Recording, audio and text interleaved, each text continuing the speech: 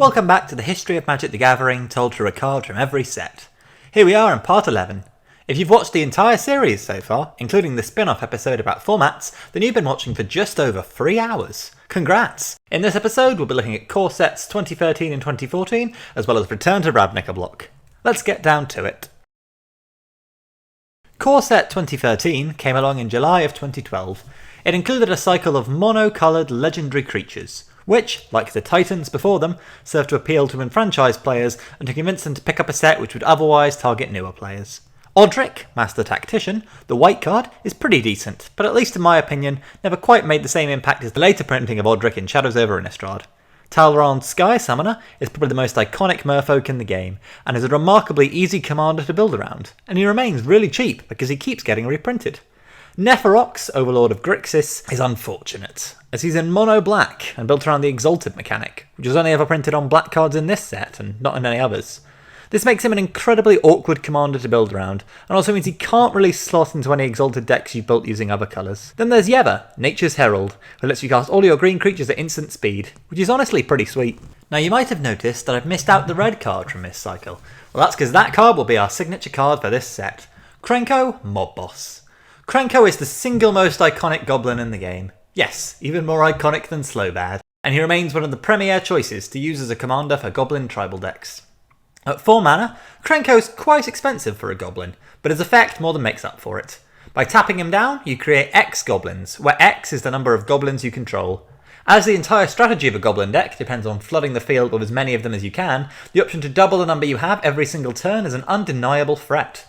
Especially if you combo Krenko with a card like Magerite's Stone or Staff of Domination to activate his ability multiple times in a turn and churn out goblins at an incredibly rapid rate. In terms of competition at the helm of goblin tribal decks, Krenko is contested by Wart, Boggart's Auntie, who gives you access to black, a slice of the colour pie which also contains many goblins.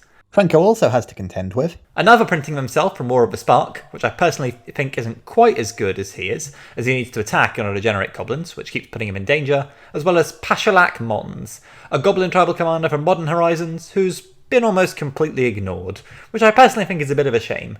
I mean, yeah, Mons is a worse card than Krenko, but you know, he's Mons! Mons' Goblin Raiders was an alpha. The Vorforce in me really wants Mons' card to be good. So despite all the contenders, Krenko still reigns supreme as the Goblin commander of choice, right? Well, there is one Goblin, printed relatively recently in Jumpstart, who contests Krenko's crown.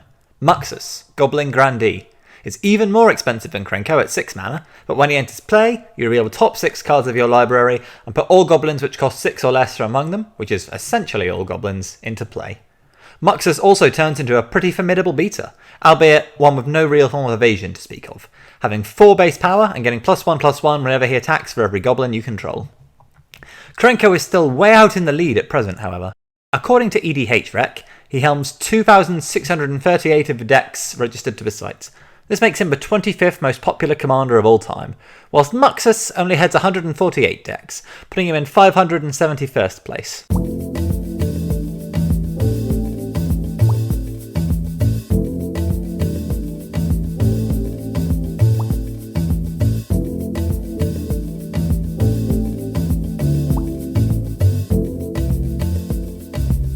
Due to Jumpstart coming out in the middle of, 2020, the Doom year, Muxus is a pretty scarce card, and he costs a whopping $20 or more from most retailers. Compare this to Krenko, who you can usually pick up for less than 5. Chances are, if you're building a Goblin tribal deck, you probably don't want to be shelling out big bucks. This is not to mention that Krenko has been out for 8 years longer than Muxus, of course. But who knows? Muxus is certainly a more viable commander than a card like poor old Mons. And he's making big waves in Historic, so we certainly haven't seen the last of him yet. he being Muxus, not Mons. We've probably seen the last of Mons. Just like 2010 and 2011 saw us return to Mirrodin, in 2012 and 2013 we returned to Ravnica, with the release of the eponymous set in October 2012. Whilst the original Ravnica split the guilds up, with 4 in the original set, followed by 3 in Guild Pact and 3 more in Dissension, Return to Ravnica featured 5 guilds, followed by another 5 in Gatecrash, and then all 10 mixed together in Dragon's Maze. This was an interesting design decision, but we'll cover that in more detail when we get to Dragon's Maze. For now, let's look at the 5 guilds featured in Return to Ravnica. The Azorius Senate came with the Detain mechanic, a control-focused mechanic which functionally rendered a targeted creature unusable until the start of your next turn. The Cult of Rakdos, conversely, has the highly aggro-focused Unleash mechanic, which allows you to put a creature into play with a +1/+1 counter on it at the cost of not being able to block with it. The Selesnya Conclave's Populate mechanic lets you copy one of your creature tokens, emphasising a go-wide/tokens matter strategy. Then there's the Golgari Swarm, which has Scavenge, a mechanic which lets you exile a scavenge creature from your graveyard to put a number of +1/+1 counters equal to the scavenge creature's power on a creature in play. So, a graveyard theme. Finally, cards from the Izzet League have Overload, a really creative mad science feeling mechanic, where you can cast a card for a cost, almost always a higher cost, in order to replace every instance of the word target in its text with the word each. Most famously, the card Cyclonic Rift goes from returning target permanent you don't control to its owner's hand to sweeping each non-land card you don't own off the field. But Cyclonic Rift, impactful though it may be, isn't the card I'll be using to represent this set. Instead, that honour goes to Sphinx's Revelation. For 2 blue, 1 white, and then X extra mana, Sphinx's Revelation lets you draw X cards and gain X life. Although it was a standard mainstay in its day, and it's still a pretty decent card now, I've chosen Sphinx's Revelation over the more impactful Commander staple Cyclonic Rift because Sphinx's Revelation offers a view into a weird card design story. You see, Return to Ravnica also features the card Rakdos' Return. For 1 black, 1 red, and X, target opponent takes X damage and discards X cards. At first, these cards seem like they're a prime example of a mirrored pair. I mean, their effects are polar opposites of one another. The Azorius are the Ravnican guild most associated with law and order, and the Rakdos are, arguably, the guild most associated with chaos, and both seemingly depict the guild leaders of these diametrically opposed factions.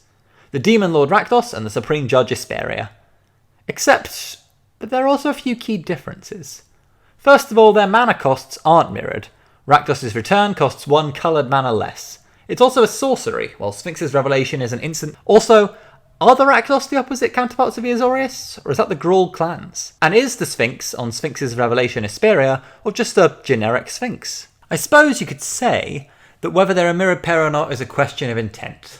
Were these cards designed to parallel each other? And the answer to that is apparently no. Mark Rosewater has stated on Blogatog that they were not designed as a mirrored pair, but that the audience is always going to see cycles wherever there aren't. I mean, on the one hand, that's a fair point, but on the other, I mean, come on, they're so close to one another, and they came out in the exact same set. It's a really strange coincidence, but I suppose ultimately it is just a coincidence. So what do you all think? Are these cards a mirrored pair? Are they not? And does it even matter? Gatecrash burst into stores in February 2013. It featured the Boros Legion with the Battalion mechanic, an ability which rewards you for attacking with at least 3 creatures, presenting an aggro/go-wide theme. The Orzhov Syndicate had Extort, possibly the most powerful mechanic in the block, allowing you to pay 1 extra mana for each Extort card you have in play whenever you cast a spell in order to drain 1 life from each opponent. This encouraged a life gain/bleeder deck, where you'd slowly build up a wide board to defend yourself from attacks, whilst gradually sapping all of your opponent's life away through Extort triggers. House Demir had Cypher, the weirdest mechanic in the block. Cypher went on cards which provide a small effect, often at a seemingly overcosted rate. For example, Last Forts Costs 4 mana, and it lets you draw a card. Wow. But once the Cypher card is cast, it's placed into exile and its effect is then imprinted on a creature that you control, where it will trigger again whenever that creature deals combat damage to a player. So even though Last Forts is overcosted, if you can get the creature it's imprinted on to hit an opponent 2 or 3 times, you'll be drawing several extra cards and getting your mana's worth. Cypher is a 9 on the Storm scale though, meaning it's highly unlikely to be reprinted in a standard legal set. Not because it was powerful, it isn't, but because it's very complex, and allegedly there's a very small amount of design space for mechanics like this. Anyway, after that rather long tangent, there are still 2 more guilds left to analyse. The Grawl clans have Bloodrush, which was exclusively printed on creatures, allowing them to be turned into pump spells, if you discard them from your hand and pay a cost. This encouraged an aggressive playstyle, and it synergises nicely with Nikeer of the Old Ways, a popular Grawl commander printed in Ravnica Allegiance, as normally she prohibits you from casting non-creature spells, but Bloodrush cards get around this restriction. Finally, we have the Simic combined with the Evolve mechanic. Creatures with Evolve get a +1/+1 counter whenever another creature with greater power or toughness enters play. The card which we'll be using to represent this set has the mechanic. Gaia Sage is a 1/2 with Evolve. For 2 mana, it's a mana dork, and it generates a green mana for each +1/+1 counter on it. It starts off unable to make anything, and then it gradually expands until it's giving out huge payouts each turn. Gaia Sage can be a pretty powerful card in the right decks, but the reason I've chosen to pick it out isn't that. It's to discuss the history of the Evolve mechanic. The person who designed Evolve, Ethan Fleischer, wasn't actually employed by Wizards of the Coast at the time when he created the mechanic. He was a contestant in what was known as the Great Designer Search 2. Throughout Magic's history, there have been 3 so-called Great Designer Searches, one in 2006, one in 2010, and one in 2018. These Great Designer Searches can all be viewed on Wizards of the Coast's website. They're sort of like a reality TV show which you read in a text form.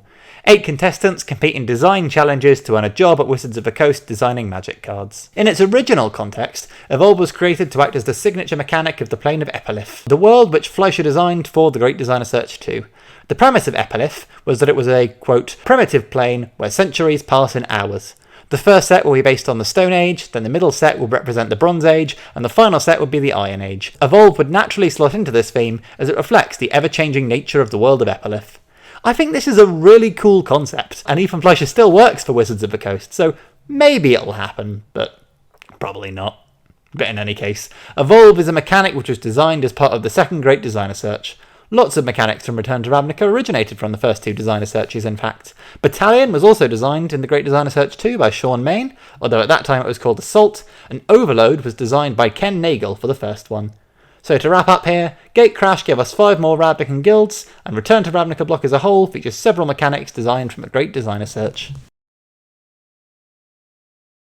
Dragon's Maze wound its way into stores in May 2013. The only small set in Return to Ravnica block, Dragon's Maze is broadly considered not to be fantastic. It's not quite as poorly received as Avacyn Restored, but it still isn't well regarded, primarily because it made Return to Ravnica block limited just really weird. Return to Ravnica adopted a slightly unusual structure. When Magic still followed the block model, Magic's blocks most frequently consisted of a single large set followed by 2 small sets. The small sets were designed to complement and emphasise themes which were already present in the earlier large set, throwing in a few new mechanics, but fundamentally working with themes which were previously present. There were exceptions to this rule, of course. Rise of the Eldrazi and Avacyn Restored were large sets, released at the end of their blocks, which were designed to be drafted solo, rather than in conjunction with what came before them. But broadly, the 3 sets in blocks were meant to be drafted together, and they all had lots of overlapping mechanics to allow you to use them all to form one synergistic deck. To give an example of how this normally works, let's say you're drafting Shards of Alara block. You open your Shards booster, and inside you find Rafik of the Many. And at the end of Pack 1, you've managed to piece together the starting pieces of a pretty neat Bant Exalted deck. When you open Pack 2, a Conflux pack, you'll find other cards which support this strategy, like Frontline Sage, or, if you're really lucky, Noble Hierarch. This will continue as you open your 3rd pack from Alara Reborn. Bant Exalted is an archetype which runs through all 3 sets in Alara block, so you could open your 3 boosters in any order, and they'll all consistently signpost you towards the same broad archetypes. Now Return to Ravnica block shook this up. Both Return to Ravnica and Gatecrash are large sets. Collectively, they contain all 10 of Ravnica's guilds, whilst Dragon's Maze is a small set. Before Dragon's Maze was released, you'd draft Return to Ravnica and Gatecrash independently, but once Dragon's Maze came out, the idea was you'd draft all 3 sets together, and this, well, it didn't work spectacularly. You'd start by opening your Dragon's Maze booster. This contained cards from all 10 of Ravnica's guilds, so there are 10 distinct factions, each tied to a different mechanic, and each pulling you in a different direction with a different identity, and all of this is crammed into a small set with only 156 total cards. Needless to say, this was crowded and confusing, but maybe you got lucky, and you got Lavinia of the 10th, and so maybe you then managed to fudge together some pretty decent Azorius control cards. So next you open Gatecrash, and there are absolutely no Azorius cards in your pack. Or anybody else at the table's packs, for that matter, because Azorius are featured in Return to Ravnica, and they're not in Gatecrash. This means that players often needed to make 3 colour decks, in a format based around 2 colour factions, which, I mean, obviously it's not a complete deal breaker. The same was true if you were doing a draft using the entirety of the original Ravnica block, but in original Ravnica, the factions were distributed in such a way that they trickled out gradually, without too many in any given set. Dragon's Maze hits you with all 10 of them right out of the gate, and then you zoom in on 5 of them for Gatecrash, and another 5 for Return to Ravnica. This could be quite overwhelming, so I've been pretty harsh to Dragon's Maze so far, but you'll also notice that I haven't chosen my signature card yet. Well, there was one good thing about Dragon's Maze. It gave us one of the stupidest alternative win condition cards ever, and I love it. Maze's End. In order to help players with their mana, Return to Ravnica block featured several lands called Guild Gates. There was one for each guild, and they're basically just bad dual lands. They enter play tapped, provide mana in both of their guild's colours, and have the unique Gate subtype. Maze's End turns these bad lands into a win condition. Just like Guild Gates, Maze's End enters play tapped. It can be used to generate a single point of colourless mana, or for free mana, you can bounce it back to your hand to fetch a Guild Gate from your deck and put it onto the battlefield. Then if you control 10 or more uniquely named gates, you win. Is this a viable strategy? Not really. It saw some fringe tournament play, but was never close to a tier 1 archetype. Is this a fun strategy? Yes, absolutely. In any constructed format, the moment you start bringing out Guild Gates, your opponent will realise what you're up to. Except maybe Commander, where they might just think you're running a really budget deck or a modified precon, but even then, they'll be sure to figure it out before too long. Maze's End decks have incredibly low momentum, both because their gates enter play tapped, and because Maze's End itself uses up your land drop for a turn. Whether you end up using it to fetch more gates from your deck, or an attempt to pull off that elusive win, and your opponent has ample time to react, and either intercept your strategy, or just kill you before you can fully get it off. Fortunately for Maze's End, the Gate archetype got significantly more focus on our third trip to Ravnica, with cards like Gatebreaker Ram and Gate Colossus serving as pretty significant offensive threats, which could enable Gate decks to put up a reasonably formidable offensive, whilst cards like Archway Angel and Gates Ablaze provide survivability into the late game.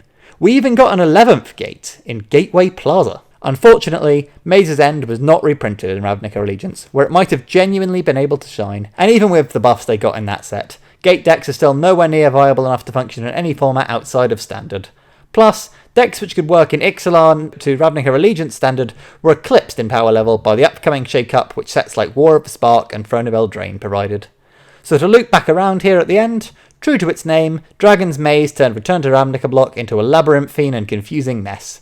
It did give us a janky alternative win card though, so it wasn't all bad. Core Set 2014 meandered its way slowly into stores in July 2013. It's known for two primary things. Number one, it brought slivers back. Everyone's favourite hive mind buddies got a bunch of brand new cards printed. And number two, it had a grindingly slow limited format. It's right up there with Rise of the Eldrazi as one of the slowest limited formats of all time. Maybe that's a sign you'd enjoy it, maybe it's a sign you'd absolutely despise it, I'll leave that to your personal preference.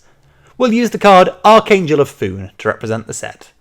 This Archangel is a 3/4 flyer with lifelink and an ability which places a +1/+1 counter on each of your creatures whenever you gain life. This card is just as powerful as it seems, and it's an absolute must-have in life gain based decks in any format where it's legal. I've picked it partially to emphasise how it's a very powerful card, but also as a means to talk about life gain decks more broadly. Life gain decks, as their name would imply, are decks where gaining life is a key part of their strategy. These decks, like many other archetypes, usually contain cards which fulfill one of two specific functions. Enablers, i.e. cards which gain you life, for example creatures with lifelink, or with enter the battlefield or death triggers that restore your life, and payoffs, cards like Angelic Accord and Ajani's Pridemate, which reward you whenever you gain life. One vitally important thing to note about the life gain decks is that despite their name, gaining life shouldn't be seen as an end and a reward in itself, and should instead be seen as a means for turning on your payoffs. You should never run a card like Congregate or Sacred Nectar, which just gives you life and does nothing else. However much life Congregate might give you, it does absolutely nothing to affect the board state and just costs you a card without really meaningfully impacting the game. Even if it turns on a few of your payoffs, if you're drawn a lifelinking creature instead, that will place something on your board and have the potential to trigger multiple times, netting you more rewards. So yes, cards that just gain you life and do nothing else are bad, but life gain as an archetype in itself isn't. Just look at the Archangel here. Because it has lifelink and a very powerful ability which triggers whenever you gain life, it's simultaneously an enabler and a payoff. This makes it the beating heart of any potential life gain deck you slot it into. It's also worth noting that life gain decks aren't just restricted to white. Green and black also have lots of life gaining effects. In fact, for Strixhaven, House Witherbloom has a big life gain focus, including in their Commander precon. Here we are again at the end of another episode. Core Set 2013 gave us some neat legendary creatures, and the premier Goblin Commander. Return to Ravnica block brought back the popular multicoloured plane, even if it didn't quite stick the landing. And Core Set 2014 gave us a slow, steady, slivery, limited format. Join me next time as we embark on an odyssey into Feros block, we look at the colourful core set 2015, and we wave goodbye to the free block structure once and for all with its grand finale, Tarkia block. As always, a big thank you to my subscribers. You guys are great. I'll catch you next time.